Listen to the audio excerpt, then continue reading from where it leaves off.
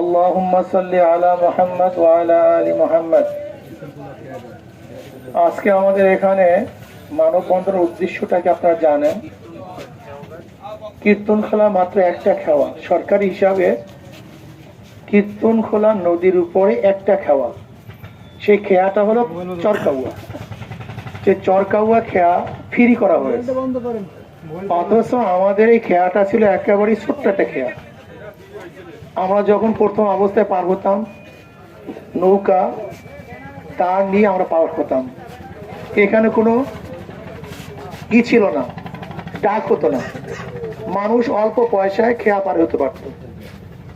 আপনারা জানেন সাংবাদিক বন্ধুগণ এবং প্রশাসনের লোকেরা, চরমনাইয়ের দ্বীপ, আমাদের এখানের মানুষ খুবই গরিব, চারদিকে ভাঙ্গন। আর এই বেলথালা খেওয়া ঘাট থেকে চরমনাই মানুষই বেশি পার হয়।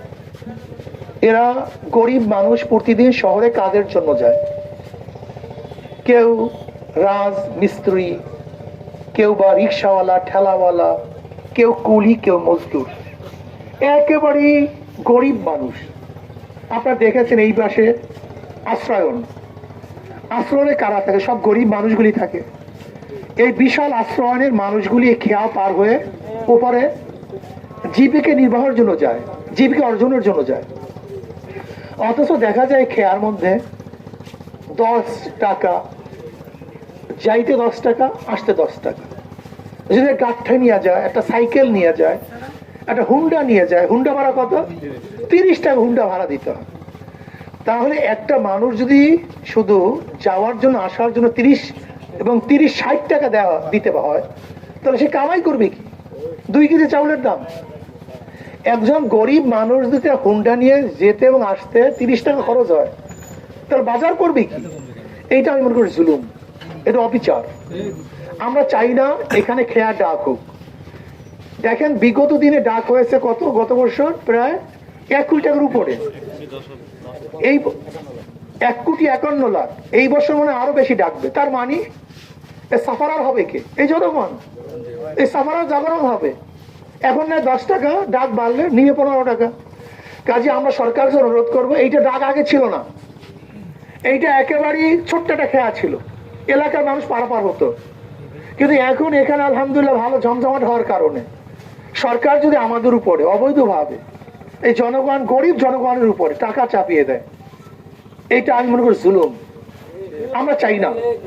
আমরা এলাকাবাসীরা দাঁড়িয়ে আছি, আপনি দেখেন, আমরা ইচ্ছা করলে মাইলকে মাইল এখানে মানববন্ধন করতে পারতাম। রোজার দিন আমরা কাউকে কষ্ট দেইনি, আমরা বেশি মানুষকে কষ্ট দিইনি রোজার দিন, যেহেতু ইফতারি সভা চলে আসছে।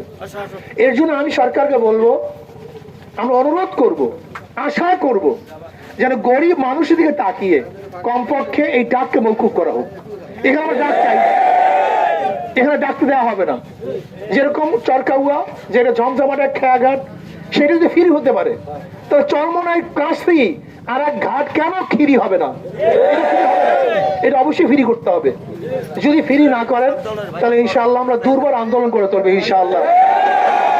সরকার অনুরোধ করবো, অবশ্যই ঘাটকে ফ্রি করতে হবে। এটা ডাক দেওয়া যাবে না।